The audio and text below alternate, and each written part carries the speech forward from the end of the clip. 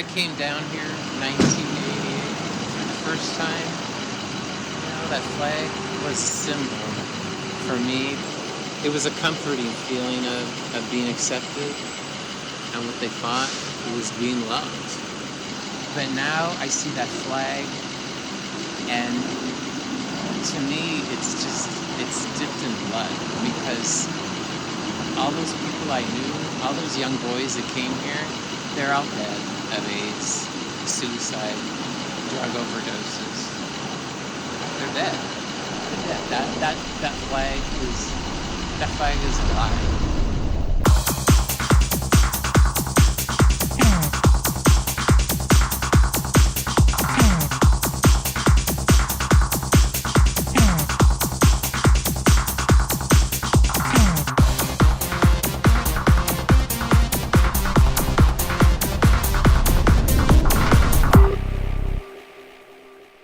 A lot of the guys are willing to let you use their home for free to shoot a porn film if they can stay there and watch, So a lot of these homes are really nicely furnished, and they have nice views of, the city.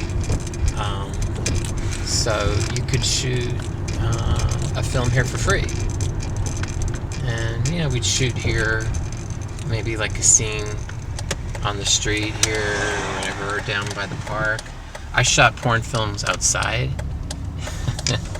on Folsom Street during the Folsom Street Fair, out on the street, public street, with other people watching. Because, San Francisco's not like any other city. You can, especially in this community here, the cops really won't. They won't take you in for being on the street nude. They won't take you in for performing a sex act on the street here, because this is just, I'm gonna park right here, I think. This is a very gay-controlled city, and this community is gay-controlled, so they can do what they want. There was nothing extraordinary about me as a child. I read comic books. I felt safe in my neighborhood park, playing there. And I knew that my parents loved me. And I understood what love was. But at the age of 8, something dark and sinister and evil entered my life, although at the time I couldn't have understood that. I went looking through my brother's dresser one day, and I found a Playboy magazine. And even at that young age, I was interested in women. I was interested in girls. At that moment, I was hooked, and I didn't know it. And a whole world of just fantasy opened up for me. That's how pornography drew me in the first time, was just through that magazine, Playboy magazine. And as my brother got older, and he started buying more explicit types of pornography, like Penthouse, and then Hustler magazine, I was being exposed to those things as well, because I was looking through his dresser or his closet, or where he kept those magazines, and I was being exposed to that. And the type of images in those magazines were much more explicit, and they were much more hardcore. More vulgar types of nudity, even lesbianism. And by then I was becoming a young man. I was entering puberty.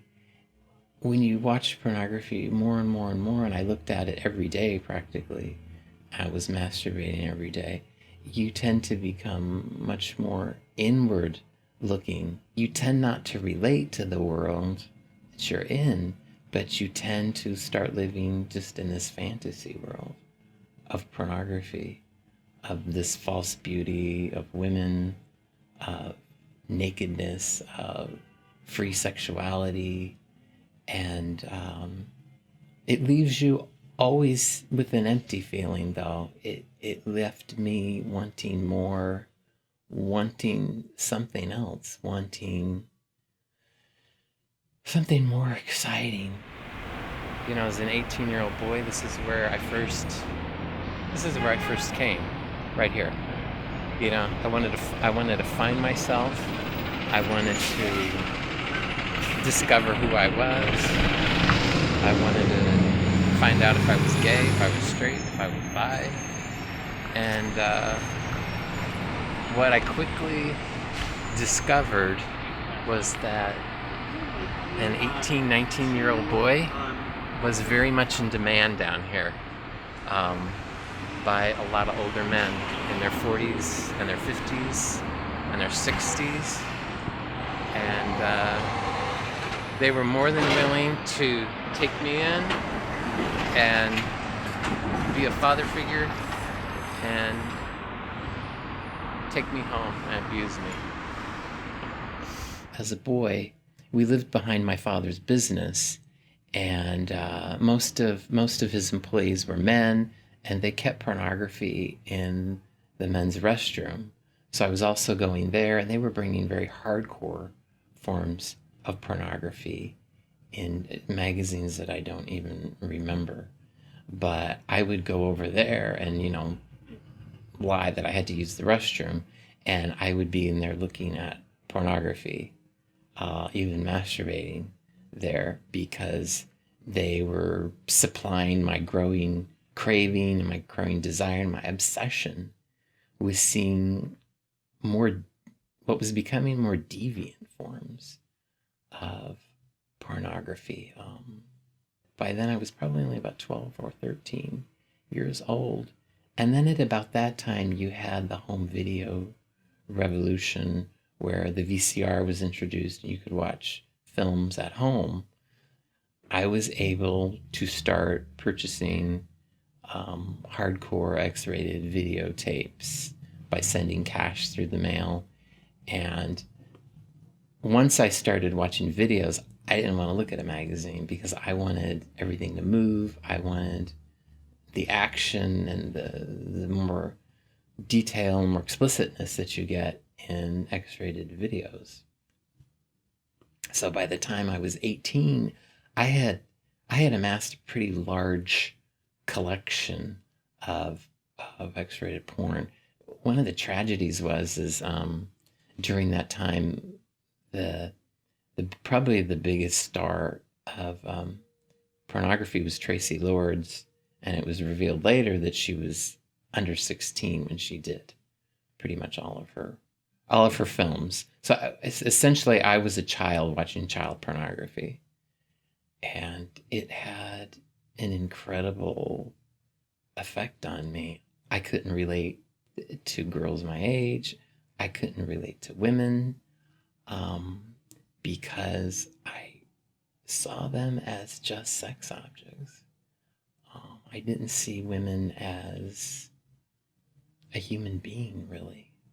Because my cravings and my obsession with porn had become so keen that something like male-female sex was just boring to me. I'd seen it so many times, different girls. So I started craving lesbian sex, menage a trois, a guy with two girls, or a guy and another guy and a girl, just all these different setups that and pornography offered these things to me. These things were available.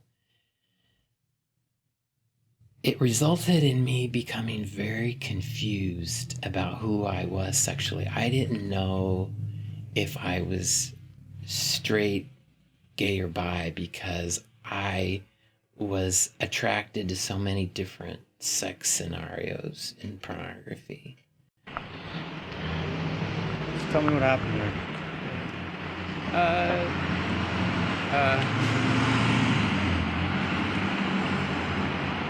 I just walked by somebody I used to do some porn stuff with. It was weird.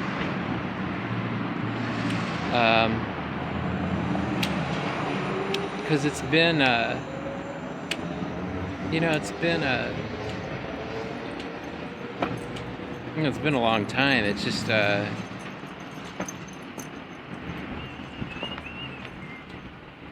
guess the only way, I've been able to deal with it is just sometimes you gotta kind of compartmentalize and,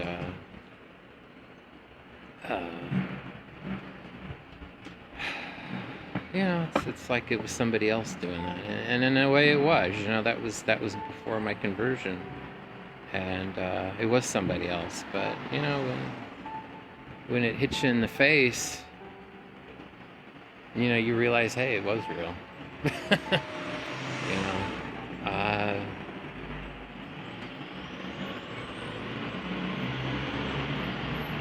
but God humbles us and reminds us sometimes of our past and what we did, and to keep us humble, to keep us close to Him, and to always know that we need Him.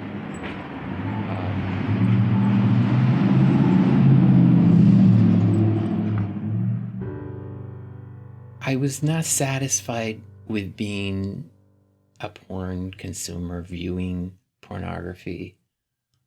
I wanted to. I really had to. It was that strong of a drive. I had to become a part of it. So I went to San Francisco, where I went to the Castro, which is the gay quarter of the city, and I knew there were sex clubs there. I knew where there were porn shops, and I started becoming a regular and viewing pornography there. It was a scary place at first. Going into dark booths and watching porn and masturbating. And one day people started walking into, my booths where I was watching porn, these private booths. And it was dark, and guys started having sex with me. And, at first I didn't know how I felt. I was like, this is weird. I don't think I'm gay. I don't want to be gay. But they were performing sex acts on me, and I thought, well, what's the difference? I just didn't know what I wanted. I didn't know who I was. So I started going to prostitutes. I started picking up female prostitutes off the street. It was dangerous. You had to worry about, getting picked up or by the police. Some of these girls were, pretty messed up, drug addicts. And it was expensive too. And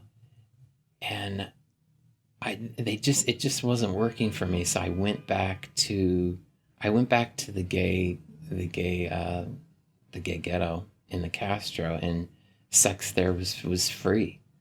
I could, any night of the week, I could have someone have sex with me, and it didn't cost me anything, and they would do whatever I wanted. Where a lot of times when I was with female prostitutes, there was just certain things they would not do, or it would cost me a lot more money. So it was just an easy way to sort of fill this void within me that I didn't know I had. That I was lonely. I was, I wanted to be accepted. I wanted to be loved. As an adult, as a man, I didn't know what that was, and I thought that's what it was, because that's all I had grown up with was porn as a kid, and sex brought happiness, and I thought sex was love.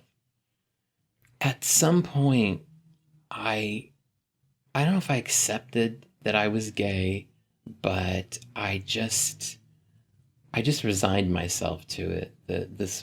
I guess that this was the life that I was gonna live, and this is where I belonged, because I met, I met boys, guys, men from all over the world, really, here in San Francisco, and we all kind of had similar stories. We kind of grew up alienated or questioning who we were, lonely, um,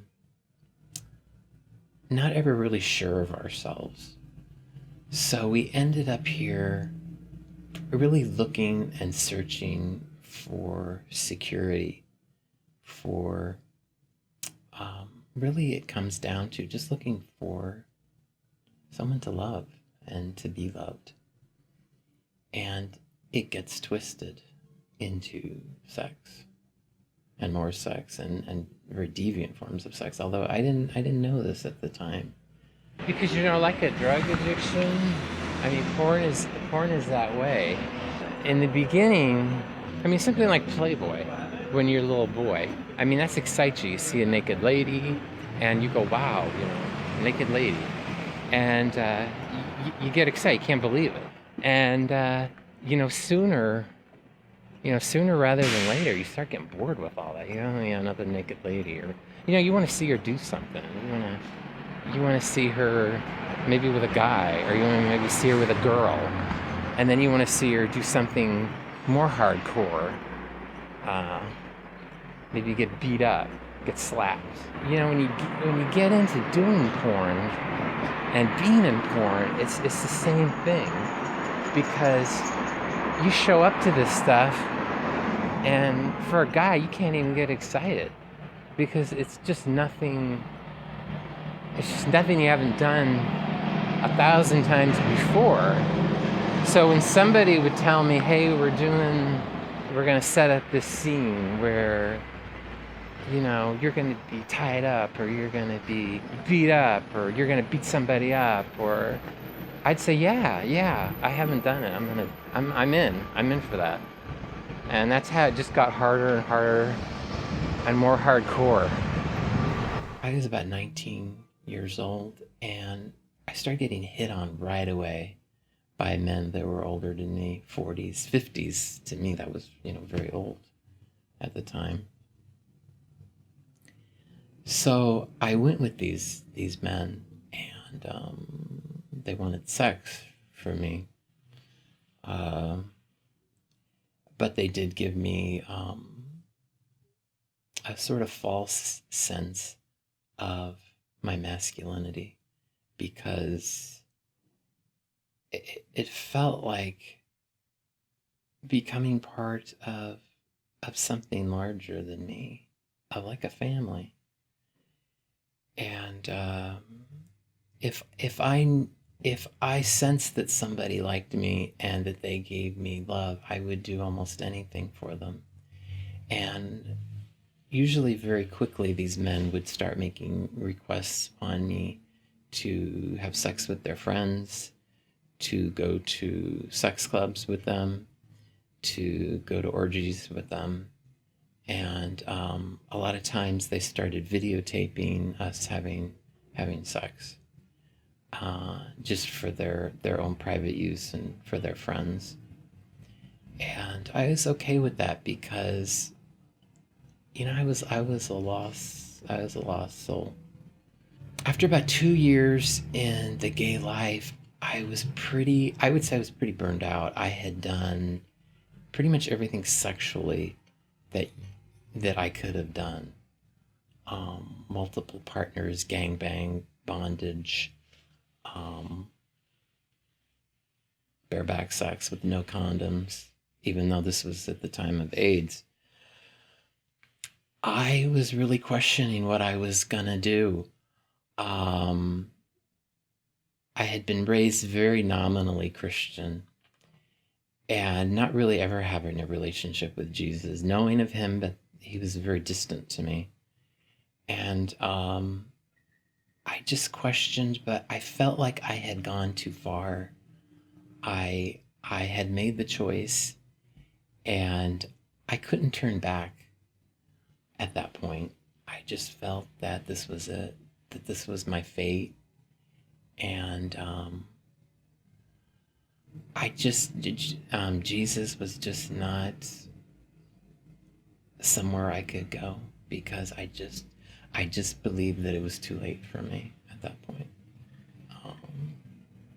So I went further. I kept going. The Folsom Street Fair is held every year, the last Sunday of September, and they close Folsom Street, down for the gay community, and a lot of the porn companies set up there, the fetish companies, sex clubs, the pubs, the bars, the dance clubs, they all set up booths there, and a lot of them do, I guess you could say, performances, or they do demonstrations, on the street. You can be nude, you can have sex. I had anal sex, I've had oral sex, on the street during the Folsom Street Fair. The most just for your FYI, just to show you how bad it gets there, the most extreme thing I ever saw there was a guy, and when I was a young guy, I was like, what the hell, but that's how the devil works. I mean, he can turn the most sick stuff, because he gradually gets you into it through porn, is where you start getting a taste of it, and you start craving more hardcore things, and before you know it, the stuff that you were going like, oh man, that's sick, look at these sick guys doing this stuff, and you think, oh man, I'd never do that, that's disgusting, that's gross, and then a little while later you're doing it, you're that guy that you thought was sick. When things became very darker for me was when one of the older men that I had been seeing requested that I perform a sex act with a friend of his on video, and it was pretty extreme, but took me to a place that was somewhere I had never been before. It was scary, but it was powerful, and I wanted to explore that, and I didn't know what I was getting into. And not long after that, the guy that shot that private party, if you want to call it that, let me know that there were pornographers here in San Francisco looking for new meat, or somebody new, just to do solo videos where you were by yourself. And I said I would do it. I didn't care about the money. I would have done it for free, because at that point I wasn't happy. I was always looking for something. I was bored, and I just thought, why not? And I did it, and it felt good. It felt good to be wanted. It felt good to be valued, and it felt good to be praised. And I wanted to do more. And of course, in pornography, you can't just stay still. Things don't remain static. You have to do something else. So I started doing videos with other men, more than one man, and then it turned into doing very sort of mild, scenes of punishment. And then it got into bondage. And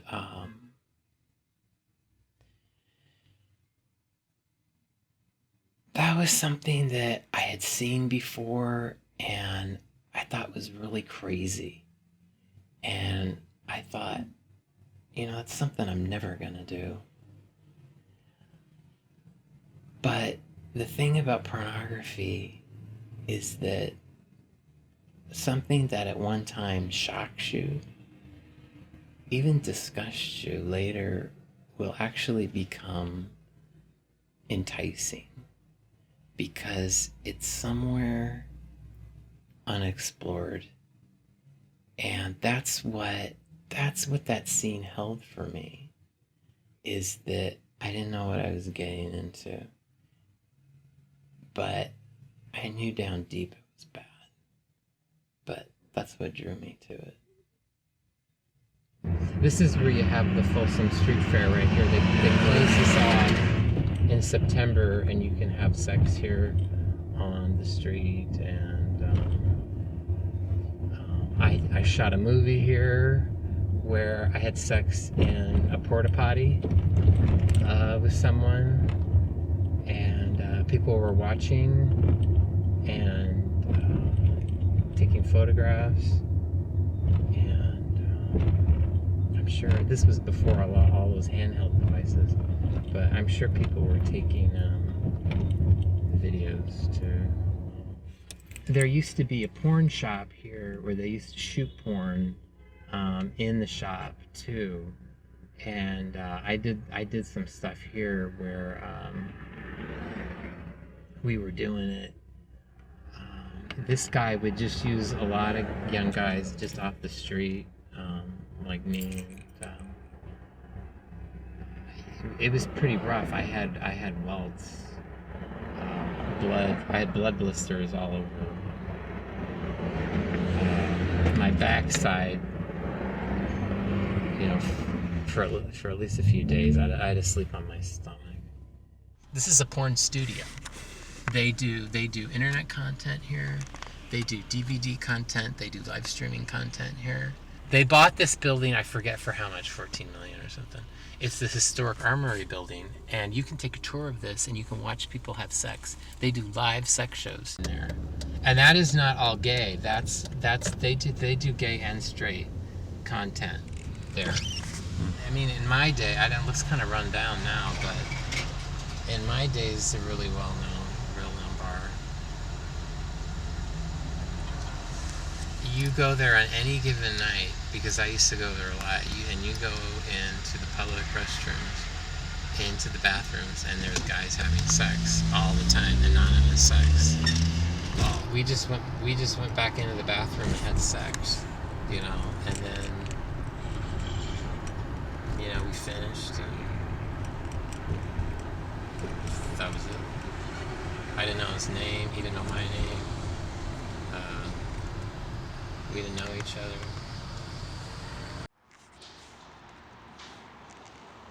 No, it's open because they have the leather flag there too. Is that what that means? Yeah. There's the black and blue flag, and that's leather bondage. That means they do leather bondage there. We shot a lot of these sorts of videos in sex clubs that are here in San Francisco, which are a public place where gay men go and just have anonymous sex with whoever they want. And a lot of times there's dungeons in these places. I felt powerful abusing another person, beating another person.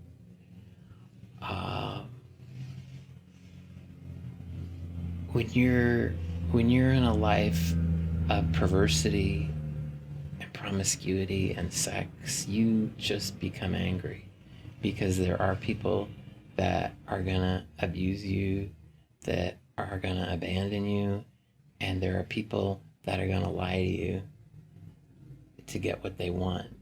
And you just become bitter and you become angry. And I did, and I would take it out on these people. And it worked for the moment. Almost as soon as it was over and I'm cleaning up, you start thinking about the next time. You start thinking about, okay, what can I do? what am I going to do next time? What can I do to make this, what can I do to make this more hardcore? You just want to keep going down. And you just can't stop. It's like being in a hole and all you can see is the sides of the wall and the dirt. You can't see above the light. You just keep sinking. There was always something in me that wanted something else. I just didn't know what it was. I kept looking and I kept searching, and nothing ever worked. But I liked the sense of power that I felt in pornography. And I started looking into the occult because so many people that were around me were talking about it, were talking about the certain power that sex acts had. And I was interested in this because I wanted my life to make sense, because it had just become meaningless to me. And if there was some sort of occult rule or some sort of ritual or some sort of manual that would make this all fall into place, I wanted that. And at that point, the occult made sense, because what I was doing sexually was all there. It was powerful, it was dark, and I could use it. And at that point, I said to myself, yeah, this is it. This is it. I can control this. I can control what I'm doing. I can control others. And I can make things happen through sex and through pornography. Wow. Yeah, that's where it gets dark. I can't talk about that stuff. Let's see. I'm trying to think how I can say it. Why? Well, because I did rituals and stuff, where it was like sex magic, and where I took on the darkness and used it. I used it in porn. I used it when I do want to tell people that, because when I was making porn, I hated the people that watched porn, so I cursed them. I cursed them through the camera that would go and it would destroy their lives.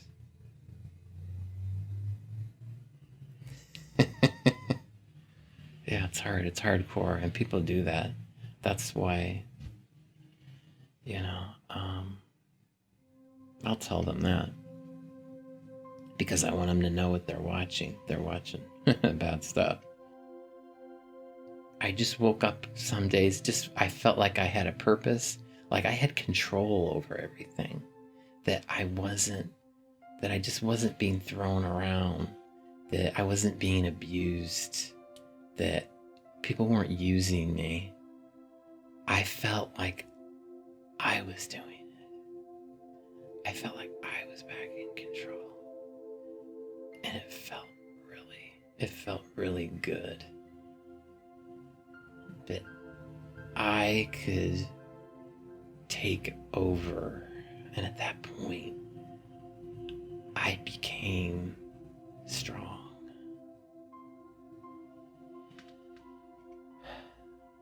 And people wanted me, and people paid to have me beat them and to have me abuse them. And I liked it. And sometimes it went too far. And I felt like killing these people. Because for me, it was the only thing left. At one point, I was hired by these two men, and something happened to one of them in front of me, and he said, kill him. He said, kill him now. And I couldn't do it. I couldn't do it. Yeah. I couldn't do it. I went back to doing some cheap porn. I was getting older by now. I was in my mid-20s, and I wasn't the young kid anymore. I wasn't cute to these guys, you know. Yeah, I wasn't a cute kid anymore. You know, I was old. And I looked a lot older than I was. You know, I was burned out.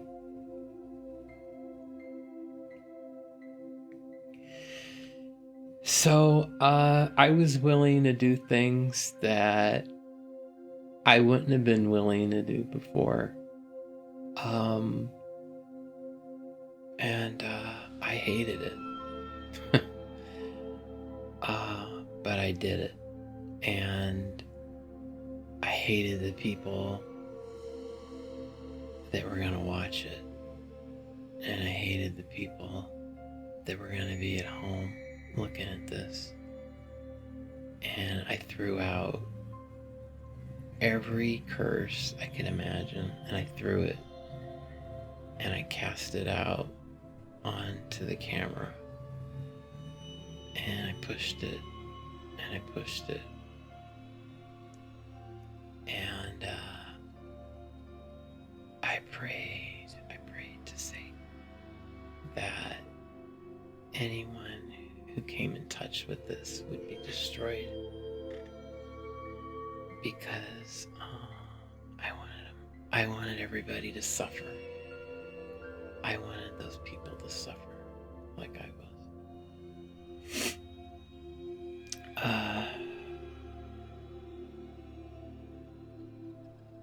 At that point, I really felt it was over for me. I didn't want to live, but I didn't want to take my own life. You know, I dreamed up. Things got so sick for me that the scenes in the porn I was doing were so violent that I wanted to be murdered. I wanted somebody to murder me.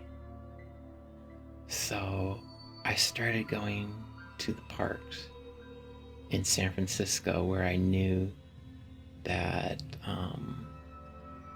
some really rough characters would pick up guys for sex. And it's funny because 10 years before, you know, I was about 18, 19 years old, and I came to the city and I saw these fellas in these parks, and I knew about it, and they were called trolls. And I said, wow, these people are disgusting. I'll never do that. I'll never sink so low as to be like them. And that's what I became. You know, I became what I hated, what I said I would never become. That's where the devil's payback brought me.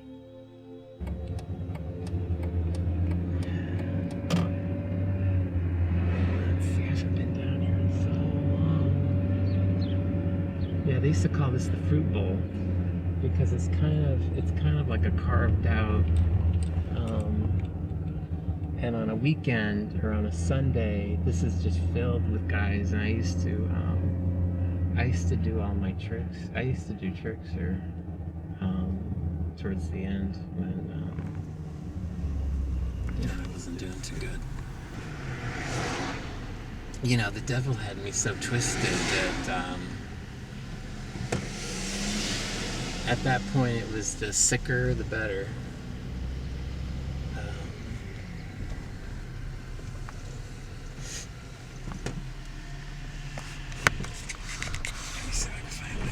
I'm gonna have to puke.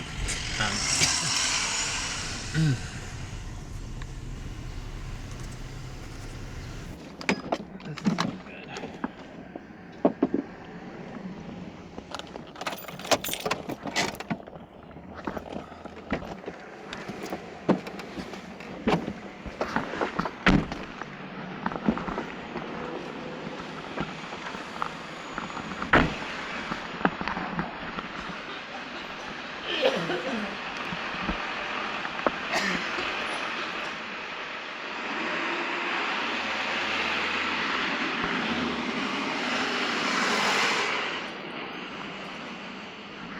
Okay.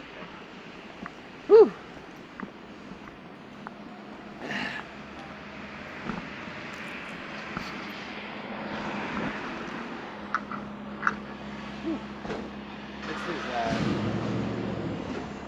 This is famous Dolores Park here, or Mission Dolores Park. And in the summer, especially in the summer, it's a big gay hookup spot here where everybody just comes out and lays out, looks at the view of the city, and you can hook up here. Over here, there's places in the trees and in the bushes where you can go have sex, kind of quick. This is where this is where I got picked up and the guy tried to kill me here. I just would go out and I would just let anybody pick me up.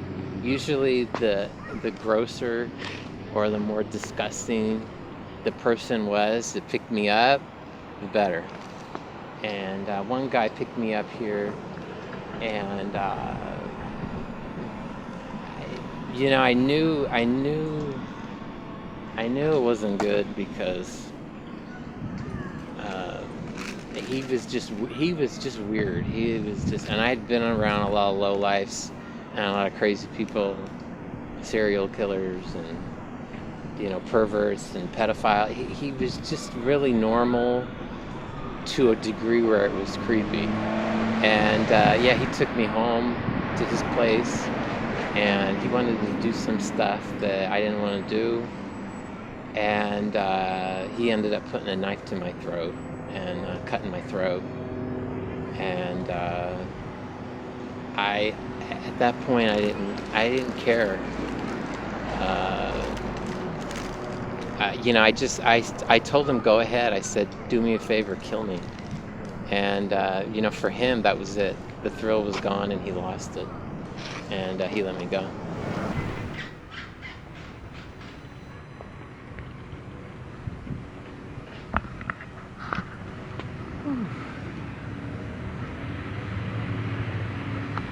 There's a lot of little places where you can have sex in here, all in here. There's all kinds of places where you can have sex under the bridge.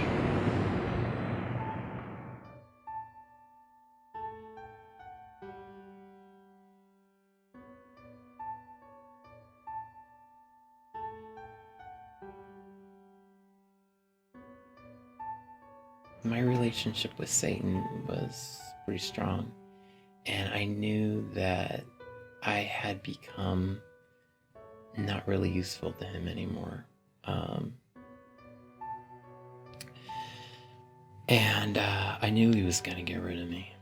So I said okay, and I purposely let men pick me up that I knew were going to beat me up or were maybe going to kill me. And I had sex with men that I knew had AIDS because I thought I could get AIDS.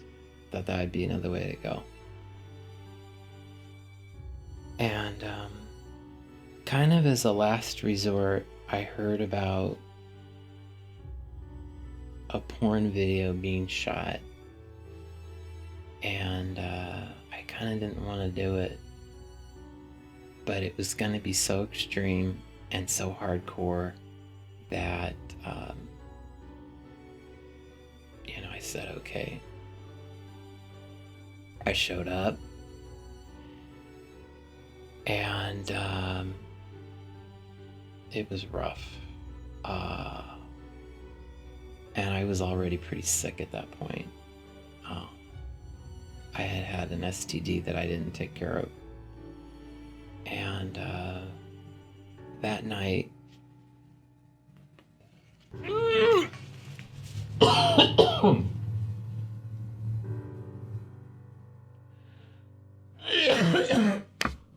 okay.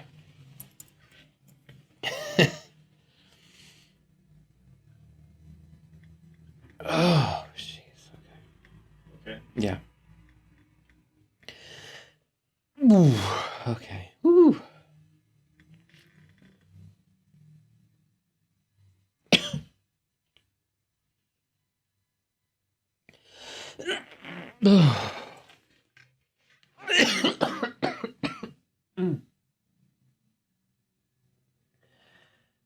Oh, okay. Whew. Whew. Okay, it's a little tough for me because that video I did was one where so I don't think about this stuff. So when I go back, I all the sensations come back, so I start heaving, and I feel like I'm gonna barf. Whew. Okay. Wow. Okay, well, you don't have to. Oh, it's okay. I gotta do it. It's okay. I do it once and it's over, and then I go have a drink. It's not a big deal. Whew. Okay. Yeah, God gets me through this. So. And it's not that I feel bad about it. It's just, in my mind, I gotta, take myself back to that. So my body's kind of thinking, wow, Mm. Okay, wow.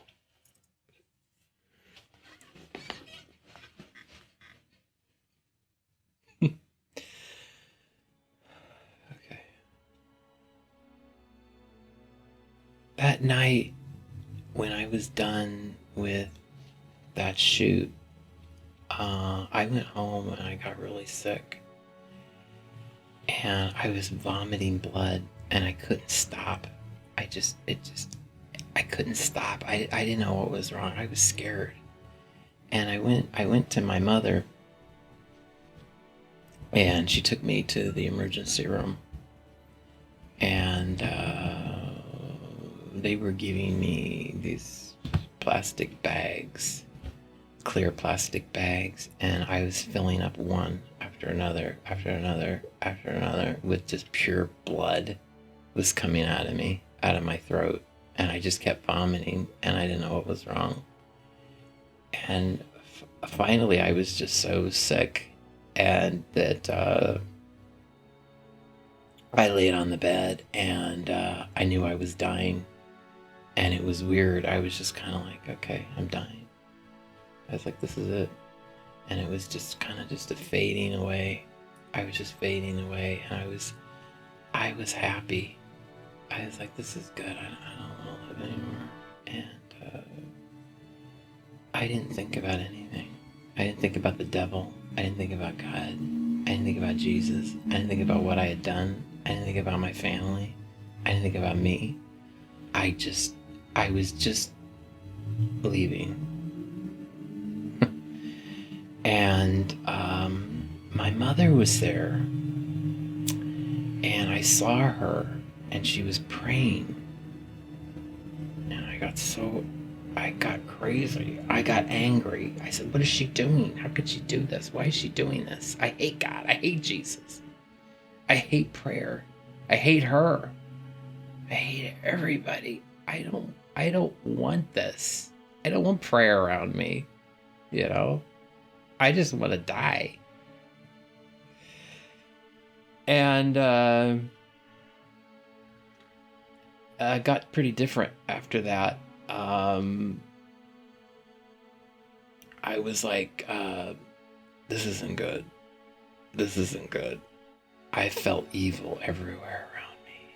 And I went, oh man, what's going on?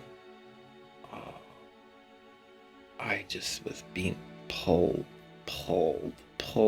out of my body hard. And I was like, what is going on? It was surreal. And I could see everybody around. I could see the nurses coming around me. And I was like, what is going on? I go, this isn't good. And I got really, really scared. And I got so scared. And I knew I was going to hell. And I didn't want to go. I was like, wow. And all of a sudden, just out of nowhere, I don't know where it came from.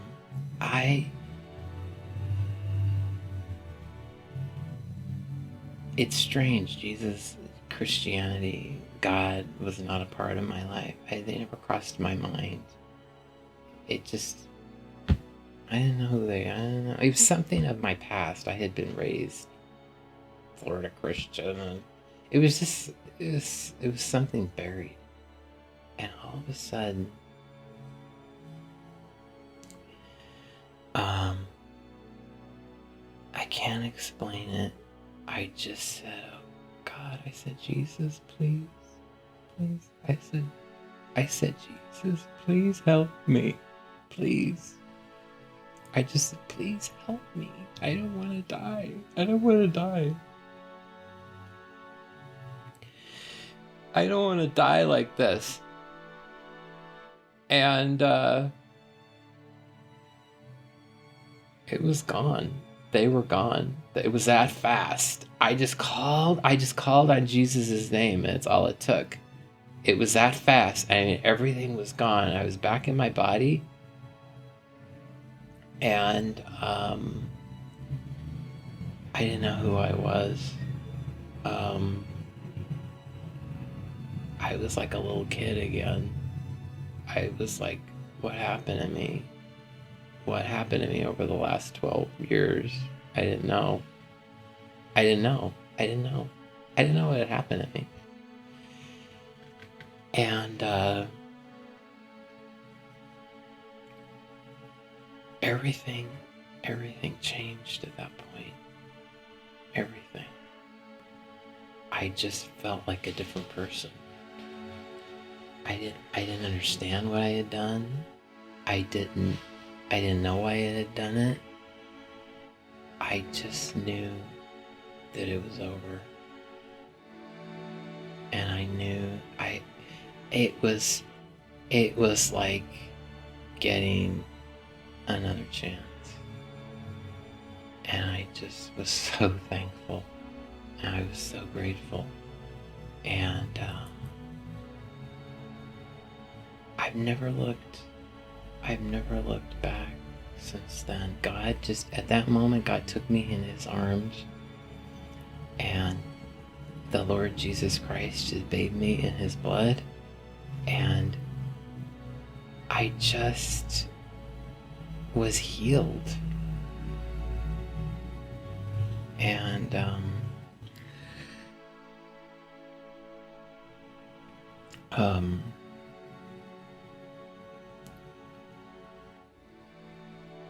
I knew if I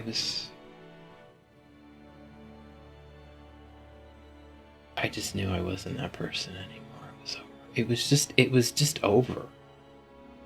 It was over. And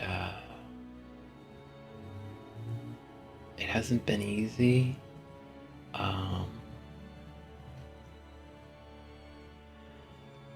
But I always trust in God. And I know that even through all of those years when I didn't believe in him, when I didn't want him around, when I gave him up, when I prayed to all these other gods, I knew he was still around, and he wanted me, and he waited, and he waited. And when I called on him, even though I had become something that I didn't even want to be. He still wanted me, and he still loved me.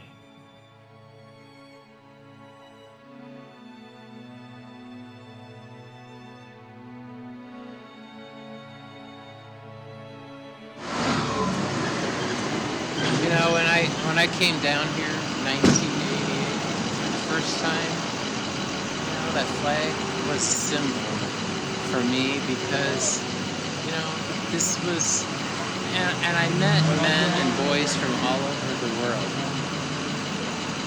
everywhere that you could imagine, and they all came here because a lot of them grew up abused, neglected, bullied, alone, feeling isolated, and you know, I could relate to that. And they all came here because they felt the sense of community, of being, you know, among their own kind. And although that was also transitory, it did have, it was a comforting feeling of being accepted. And what they thought was being loved. And that's what drew so many here. But now I see that flag, and to me it's dipped in blood, because all those people I knew, all those young boys that came here, they're all dead of AIDS, suicide, drug overdoses. They're dead. They're dead. That flag is alive, because this place does not heal anyone. It doesn't bring anyone love, true love, salvation. It covers everything over with this fake, this fake mask of happiness and sexual freedom. And all these young boys that come down here, what they're left with is a broken heart, sexually transmitted diseases, drug addiction. That's all they're left with.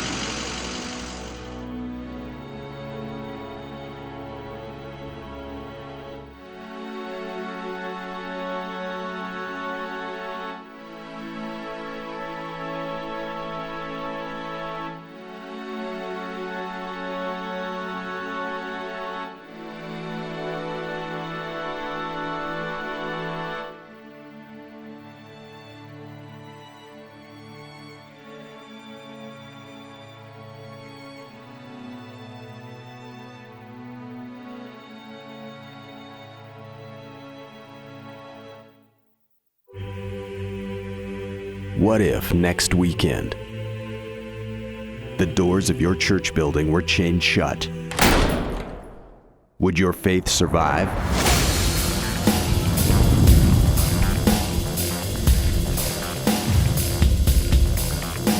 Has Sunday morning church attendance replaced a vibrant, living relationship with Jesus Christ? Have we lost the essence of true biblical Christianity?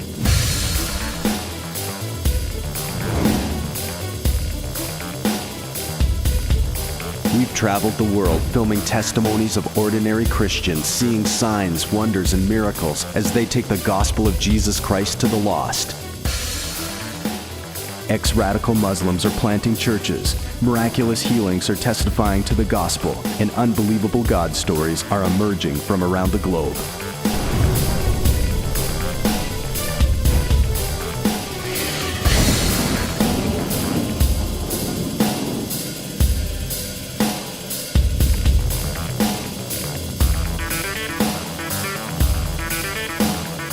I believe that Jesus died on the cross for more than good Sunday morning services.